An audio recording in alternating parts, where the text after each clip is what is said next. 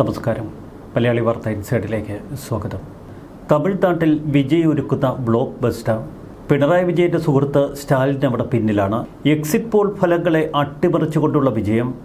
ഇപ്പോഴിതാ വിജയുടെ പാർട്ടി 100-ലധികം സീറ്റുകളോടെ കുതിക്കുന്നു. സ്റ്റാലിൻ ഏറെ പ്രതീക്ഷയോടെ കാത്തിരുന്ന തമിഴ്നാട് നിയമസഭാ തെരഞ്ഞെടുപ്പിൻ്റെ വോട്ടെണ്ണൽ അവസാന നിലയിലെത്തുമ്പോൾ ഏറെ അട്ടിമറികളാണ് അവിടെ കാണുന്നത്. സംസ്ഥാനത്തൊട്ടാകെയുള്ള ആകെ 234 സീറ്റുകളിലാണ് തെരഞ്ഞെടുപ്പ് നടന്നത്. തമിഴ്നാട്ടിൽ രേഖപ്പെടുത്തിയ ഏറ്റവും വലിയ പോളിംഗ് ശതമാനം 85.1. അധികാരത്തിനായി പോരാടുന്ന 3 പ്രധാന സഖ്യങ്ങൾ: സ്റ്റാലിൻ നയിക്കുന്ന DMK സഖ്യം, AIDMK BJP സഖ്യം, DMK നയിക്കുന്ന സെക്യുലർ പ്രോഗ്രസീവ് അലയൻസിൽ Indian National Congress, Communist Party of India, മറ്റ് സഖ്യകക്ഷികൾ എന്നിവ ഉൾപ്പെടുന്നു. സ്റ്റാലിനെ എതിർത്തുകൊണ്ട് ഓൾ ഇന്ത്യ അണ്ണാ ദ്രാവിഡ മുന്നേറ്റ കഴകം, ഭാരതീയ ജനതാ പാർട്ടി സഖ്യം. 2025 ഏപ്രിലാണ് ഈ സഖ്യം കൂടുതൽ ശക്തമായത്. എടപ്പാടി കെ പളനിസ്വാമി മുഖ്യമന്ത്രി സ്ഥാനാർത്ഥിയായി വീണ്ടും ഈ സഖ്യം ഒരുമിച്ചു. എന്നാൽ കേവലം 2 വയസ്സ് മാത്രം പ്രായമുള്ള ഒരു പാർട്ടി, തമിഴ്നാടൻ വിജയ് മുന്നോട്ട് വെച്ച തമിഴ് വെട്രി ഘടകം, 234 മണ്ഡലങ്ങളിലും ഒറ്റയ്ക്ക് മത്സരിക്കാൻ അവർ തീരുമാനമെടുത്തു. നേരത്തെ സഖ്യ ചർച്ചകൾക്ക് മുതിർന്നപ്പോൾ BJP ചില ആവശ്യങ്ങൾ ഉന്നയിച്ചു. അതിനു നേർക്ക് മുഖം തിരിക്കുകയായിരുന്നു വിജയ്. വിജയെ മുഖ്യമന്ത്രിയാക്കുന്ന ഫോർമുല മാത്രമാണ് വിജയ് മുന്നോട്ട് വെച്ചത്. ഇപ്പോഴിതാ DMKയുടെ കരുത്തരെ പിന്നിലാക്കുന്ന മത്സരവീര്യം വിജയ് പുറത്തെടുത്തു. 100-ലധികം സീറ്റുകളിൽ വിജയുടെ സ്ഥാനാർത്ഥികൾ വിജയിക്കും എന്ന ഘട്ടത്തിലെത്തുമ്പോൾ തമിഴ് രാഷ്ട്രീയം അടിമുടി മാറുന്നു. ചെന്നൈയിലെ അധികാര ഇടനാഴികളിൽ പുതിയ സഖ്യ ചർച്ചകൾ ആരംഭിച്ചു. ഒരു വശത്ത് മാസങ്ങളായി നടന്ന നിഷേധങ്ങളും മുറിവേറ്റ ആക്രമണങ്ങളുമൊക്കെ മറുവശത്ത്. AIDMKയും വിജയും തമ്മിലുള്ള സഖ്യ ചർച്ച ഒരു ഘട്ടത്തിലും വിജയിച്ചിരുന്നില്ല.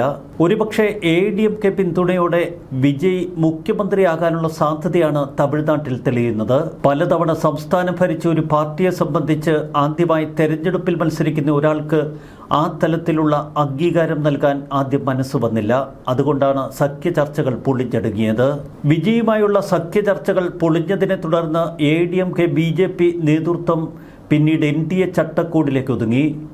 എന്നാൽ 234 സീറ്റുകളിലും ഒറ്റയ്ക്ക് മത്സരിച്ച് വിജയ് തന്റെ കരുത്ത് ഇപ്പോൾ പ്രകടിപ്പിക്കുന്നു. വിജയെ സംബന്ധിച്ച് AIDMK BJP സഖ്യത്തിന് മുതിരുമോ എന്ന സന്ദേഹമാണ് ഉയരുന്നത്. കേന്ദ്ര സർക്കാരിനെതിരെ കട്ടയ്ക്ക് നിന്ന വിജയ് ഒരു ഘട്ടത്തിലും BJP അനുകൂലിച്ചിരുന്നില്ല.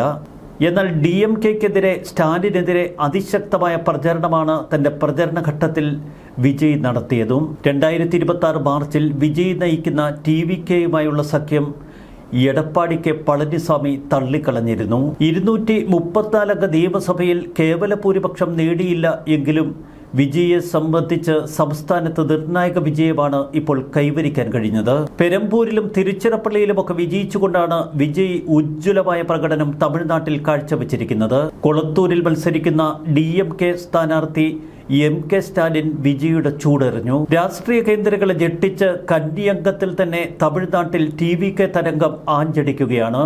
100-ന് മുകളിൽ സീറ്റുകൾ നേടി തമിഴ് രാഷ്ട്രീയത്തിൽ അജയ്യരാണ് തങ്ങളെന്ന് വിജയ് തെളിയിച്ചിരിക്കുന്നു. ഭരണകക്ഷിയായ DMK 3ാം സ്ഥാനത്തേക്ക് തറപറ്റിയിരിക്കുന്ന കാഴ്ചയാണ് ഏറെ കൗതുകകരം. മത്സരിച്ച 2 മണ്ഡലങ്ങളിലും വിജയ് വിജയിക്കുന്നു.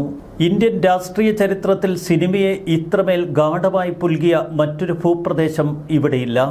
തമിഴ്നാടിൻ്റെ 60 വർഷ രാഷ്ട്രീയ ചരിത്രം പരിശോധിച്ചാൽ അത് വെറും രാഷ്ട്രീയ പോരാട്ടങ്ങൾ മാത്രമല്ല, മറിച്ച് സിനിമാ ലോകത്ത് രൂപം കൊണ്ട ആരാധനാക്രമങ്ങളെ വോട്ടുകളാക്കി മാറ്റിയ അത്ഭുത കഥയാണത്. തമിഴക വെട്രി കഴകത്തിലൂടെ വിജയ് ഇപ്പോൾ ശ്രമിക്കുന്നത് ചരിത്രത്തിലെ ഏറ്റവും പുതിയതും എന്നാൽ വ്യത്യസ്തവുമായ മറ്റൊരു അധ്യായം. ആദ്യ അംഗത്തിൽ തന്നെ അധികാരത്തിലെത്തിയ NT രാമറാവുവിൻ്റെ ചരിത്രം, അസം ഗണപരിഷത്തിന്റെ പാത, തമിഴ് രാഷ്ട്രീയത്തിലെ പരമ്പരാഗത ദ്വന്ദ്ങ്ങളെ എപ്രകാരം മറികടക്കാൻ കഴിയും എന്ന് വിജയ് കൃത്യമായി കണക്കുകൂട്ടി. തമിഴ് രാഷ്ട്രീയവും സിനിമയും ഇഴപിരിഞ്ഞു കിടക്കുന്നു. അത് ദ്രാവിഡ പ്രസ്ഥാനത്തിന്റെ വളർച്ചയുടെ നട്ടെല്ലാണ്. CN അണ്ണാദുരയും M കരുണാനിധിയും സിനിമാ സംഭാഷണങ്ങളിലൂടെയും തിരക്കഥകളിലൂടെയുമാണ് തമിഴ് രാഷ്ട്രീയം ജനങ്ങളിലെത്തിച്ചത്. അത് ദ്രാവിഡ രാഷ്ട്രീയമായി മാറി. ഈ ആശയങ്ങളുടെ ബിംബം പിന്നീട് MG രാമചന്ദ്രനിലേക്ക് പരിണമിച്ചു. പിന്നീട് തമിഴ് രാഷ്ട്രീയവും സിനിമയും MGRൽ ഒരുമിച്ചു.